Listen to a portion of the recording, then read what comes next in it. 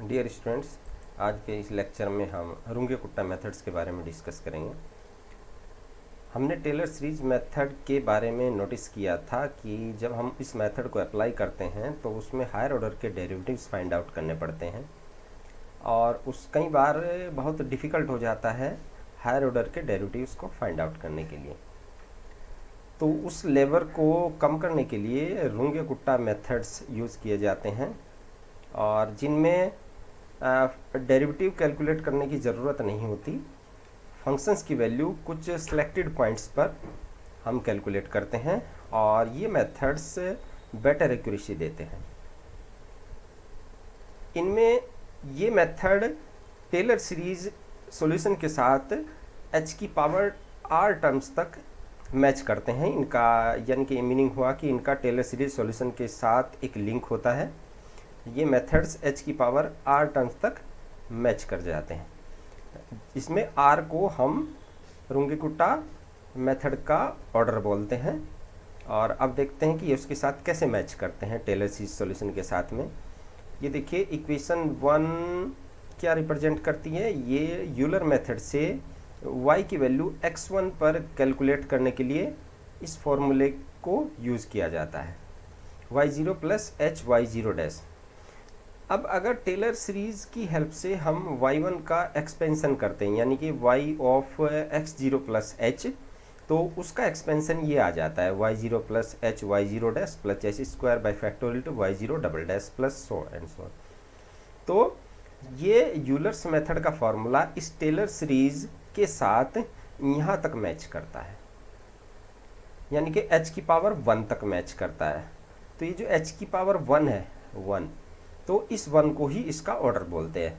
यानी कि ये यूलर्स मेथड हो गया, ये भी रुंगे-कुट्टा मेथड हो गया, लेकिन ये ऑर्डर 1 तक का रुंगे-कुट्टा मेथड हो गया। जहाँ h की जितनी पावर तक मैच करे टेलर सीरीज में, वो उतने ही ऑर्डर का रुंगे-कुट्टा मेथड हो जाता है। तो इसी तरह सेकंड ऑर्डर रुंगे-कुट्टा मेथड होता है यहाँ तक अगर वो मैच करता है, और इसलिए जो यूलर्स मॉडिफाइड मेथड होता है वो टेलर सीरीज सॉल्यूशन के साथ h की पावर 2 टर्म तक मैच करता है। इसलिए यूलर्स मॉडिफाइड मेथड को रुंगे-कुट्टा मेथड ऑफ ऑर्डर 2 भी बोलते हैं। अब इसमें क्या होता है कि रुंगे-कुट्टा मेथड ऑफ ऑर्डर 2, इसके लिए क्या करते हैं कि इसका फॉर्मूला होता है y1 equal to y0 plus 1/2 k1 plus k2। यानी कि इस फॉर्मूले को और सिंप्लीफाई करते हैं। डेरिवेशन यहाँ पर मैं इलेबरेट नहीं कर रहा हूँ, लेकिन इसी को और इलेबरेट करते हैं। यहाँ तक की टर्म को, इन 3 टर्म को सिंप्लीफाई करते हैं फाइनाइट डिफरेंस अप्रोक्सीमेशन की हेल्प से, तो ये इस फॉर्म में कन्वर्ट हो जाता है y1 equal to y0 plus something. अब ये समथिंग को क्या कहते हैं, इसे ये भी लिख सकते हैं कि y0 plus delta y0 and delta y0 equal to 1/2 k1 plus k2। और k1 की वैल्यू हम उसी तरह निकालते हैं जैसे यूलर्स मेथड में निकालते थे। k1 की वैल्यू निकालते हैं h f x0 y0 और k2 की वैल्यू निकालते हैं h x0 प्लस h, इसमें h ऐड कर देते हैं और y0 में ये जो पहले k1 की वैल्यू कैलकुलेट की है उसे ऐड कर देते हैं। तो k1 k2 ये 2 वैल्यू हम कैलकुलेट करते हैं। जैसे मैंने कि अभी बताया था कि इसमें केवल फंक्शनल वैल्यू कैलकुलेट करते हैं, फंक्शन की वैल्यू एक इस पॉइंट पर और एक इस पॉइंट पर, कोई डेरिवेटिव यूज़ नहीं करते, इसमें कैलकुलेट भी नहीं होता। तो केवल फंक्शनल वैल्यूज़ होती हैं रुंगे-कुट्टा मेथड में। तो सेकेंड ऑर्डर में केवल 2 वैल्यूज़ कैलकुलेट करनी होती हैं, 2 फंक्शनल वैल्यूज, उनका एवरेज ले लेते हैं और उसे y0 में ऐड कर देते हैं। अब सिमिलरली आपको x2 पर y की वैल्यू निकालनी है, तो वो y1 प्लस समथिंग होगा यानी कि डेल्टा y1, और डेल्टा y1 की वैल्यू भी कैसे निकलेगी कि h फंक्शन की वैल्यू x1 और y1 पर, और k2 की वैल्यू x1 प्लस h, इसमें h ऐड कर दिया यानी कि सीधा सीधा x2 पर कैलकुलेट की, और y1 में जो ये k1 कैलकुलेट किया था इसमें ऐड करके इसकी वैल्यू और इसका एवरेज ले लेते हैं। तो ये रुंगे-कुट्टा मेथड ऑफ सेकंड ऑर्डर हो गया। अब जो मेन होता है इन सब में वो होता है रुंगे-कुट्टा मेथड ऑफ ऑर्डर 4। अगर क्वेश्चन में गिवन नहीं होता कि रुंगे-गुट्टा मेथड ऑफ ऑर्डर 4, खाली ये होता है रुंगे-गुट्टा मेथड, तो उसका सिंपली मीनिंग होता है कि वो ऑर्डर 4 के बारे में ही बात कर रहा है। तो उसको टेलर सीरीज से अगर डेराइव करें, इसका उसके साथ लिंक देखें, तो ये ऑर्डर 4 है, तो h की पावर 4 तक, टेलर सीरीज को h की पावर 4 तक लेकर के उसे सिंप्लीफाई करें। सिंप्लीफाई करने के बाद इतना आ जाता है, y1 की वैल्यू इतनी आ जाती है। y1 की वैल्यू निकालनी है तो y0 प्लस डेल्टा y0, और डेल्टा y0 की वैल्यू होती है 1/6 k1 plus 2k2 plus 2k3 plus k4, where k1 is, जैसे सेकेंड ऑर्डर में किया था, k1 की value functional value x0 y0 पर और h से मल्टीप्लाई किया। फिर k2 निकालना होता है, k2 उसी तरह से hf। अब इसमें क्या करते हैं फोर्थ ऑर्डर में, क्योंकि इसमें 4 वैल्यू निकालनी होती हैं, तो पहली वैल्यू तो x0 पर निकलती है, लास्ट की वैल्यू x0 प्लस h पर निकलती है। जो बीच की 2 वैल्यू होती हैं वो उनके हाफ हाफ पर निकलती हैं, h के हाफ पर, x0 प्लस h/2 और x0 प्लस h/2। और y के लिए क्या करते हैं, y0 प्लस जो इससे पहला k निकला है उसका हाफ, और यहाँ पर y0 प्लस इससे जो पहला k निकला है k2 प्लस k2/2 उसके हाफ पर निकाल दें। तो ऐसे करते चले जाते हैं। y0 में k1 का हाफ ऐड किया, फिर k2 का हाफ किया, और उसमें फिर जो थर्ड निकाला था वो अब उसका हाफ नहीं करेंगे, वो टोटल ले लेंगे। ऐसे ही यहाँ h/2 नहीं करेंगे, टोटल h ले लेंगे।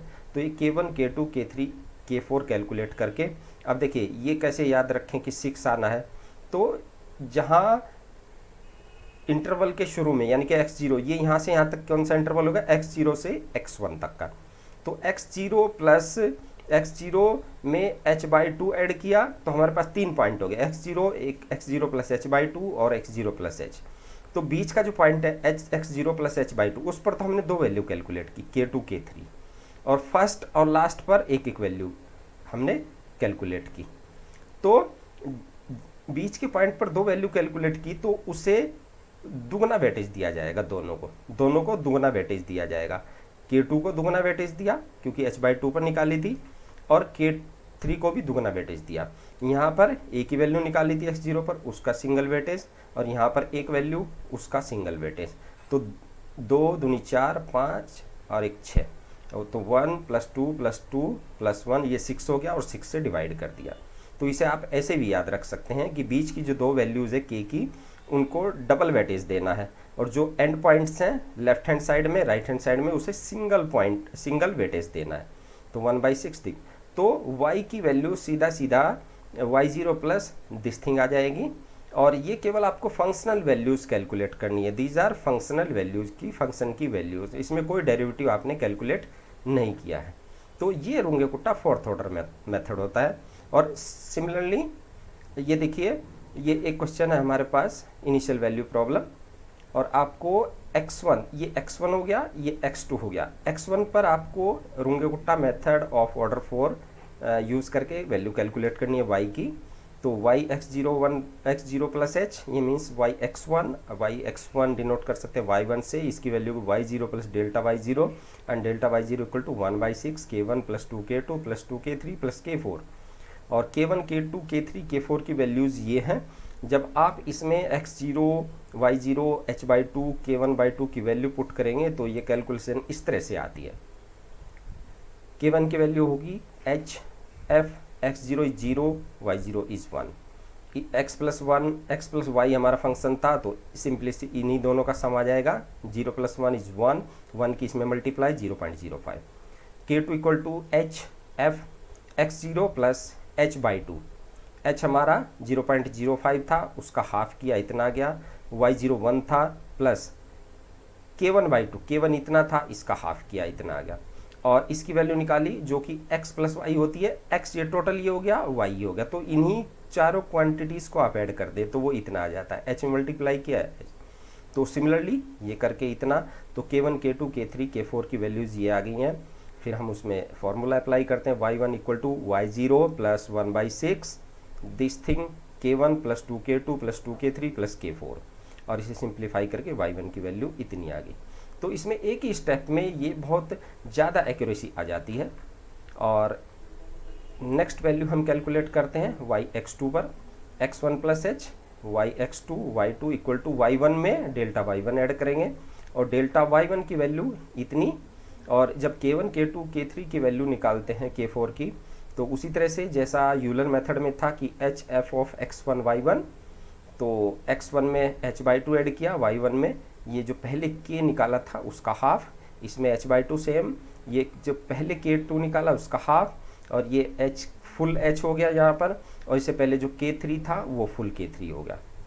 अब ये वैल्यू निकालें, ये सब वैल्यू जैसे अभी निकाली थी आपने, इन्हें यूज़ करके y2 की वैल्यू इतनी आ जाती है। तो एक ही स्टेप में बहुत ज़्यादा एक्यूरेसी देते हैं रुंगे-कुट्टा मेथड ऑफ हायर ऑर्डर। तो इसमें आज के लेक्चर में आप लोगों ने देखा कि रुंगे-कुट्टा मेथड क्या होते हैं। ये कोई एक मेथड नहीं होता है, ये बहुत सारे मेथड होते हैं, और इन्हें हम डिस्टिंग्विश कैसे करते हैं, ऑर्डर से। इनका ऑर्डर डिफरेंट होता है। Runge Kutta method of order 1, order 2, order 3, 4, 5 and so on. और इनका डायरेक्ट लिंक टेलर सीरीज से होता है। और जो हमने यूलर मेथड पढ़ा था वो यूलर मेथड होता है रुंगे-कुट्टा मेथड ऑफ ऑर्डर 1। उसके बाद हमने पढ़ा था यूलर्स मॉडिफाइड मेथड, वो होता है रुंगे-कुट्टा मेथड ऑफ ऑर्डर 2। और इसी तरह से ये मेथड होते हैं। तो मुझे उम्मीद है कि इन मेथड्स को आपने अच्छी तरह समझ लिया होगा, और इनकी हेल्प से आप कोई भी क्वेश्चन सॉल्व कर सकते हैं। Thank you.